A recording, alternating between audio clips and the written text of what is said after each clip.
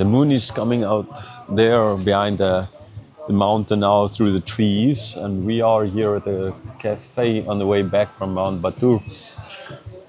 It's a very nice place. So I finished, or I did a recording up to verse 17 there at Mount Batur, and because the sun was going down and we had to get at least down the mountain before it was dark. I did the verse, but there's a few things I still quickly want to say concerning verse 17. Okay, where it speaks of, so the world cannot receive. I did mention the fact that it's ultimately because of our sin. Right? The world can't receive because it doesn't know. Okay, again, we have this idea of knowing. They don't know the Spirit. Why doesn't they know the Spirit? It's because they are not born again. The Spirit is not in them, didn't give them a new heart, simple like that. Okay, and again here the concept of world is not the thing we're sitting on at the moment, right? It's not the thing that out of which this table is made. Right? This is now the people, the sinful people, ultimately, of this world. They are the ones that Jesus means here by that they cannot receive Him. Okay, let's continue then with verse 18. I will not leave you as orphans, I will come to you. So, in the beginning of the chapter, the previous chapter, Jesus said that wash their feet, said he's going to die, one is going to deny, another is going to betray and then deny. And as well, they were all shocked by that. Right now, in this chapter, in the beginning, he said that let your hearts not be troubled.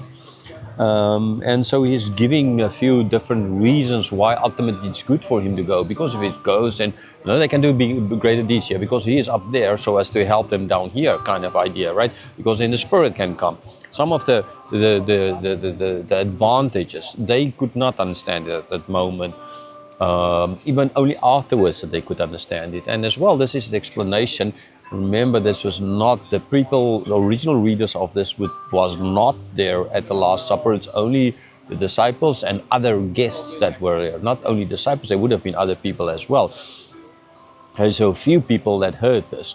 But now John is writing this to his original readers and ultimately to us. And explaining, it's like Jesus calming them down. He's explaining as well to these readers why ultimately Jesus' death is not the end, why he had to go. Okay, so they can as well understand that this thing that happened to Jesus was not, yes, they are the reason why he's dead, but this is not the end of it, right?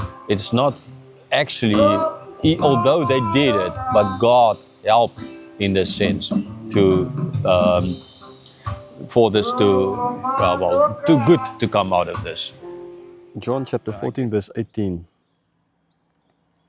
I will not leave you as orphans, I will come to you. Okay, so in this beautiful nature, right, with the mountains there in the background and the way to gates of heaven, what does this verse mean? I mean, well, what does Jesus mean with not leaving them as orphans? So they are worried that Jesus is now going to go away and they will be all alone. And Jesus is just telling them, no. He's not leaving them as orphans. He's ultimately going to give them somebody else in their place. And the one whom he is giving, as mentioned already in the previous verses, that is the Spirit of truth, the Holy Spirit. So although he is not with them, but the Holy Spirit will be with them, so they can calm down. Remember the beginning of the chapter where the hearts were burdened, and as it said, they were troubled. So now Jesus is saying, no need. Yes, I'm going, but the Holy Spirit will come and will be with you. You're not going to be orphans.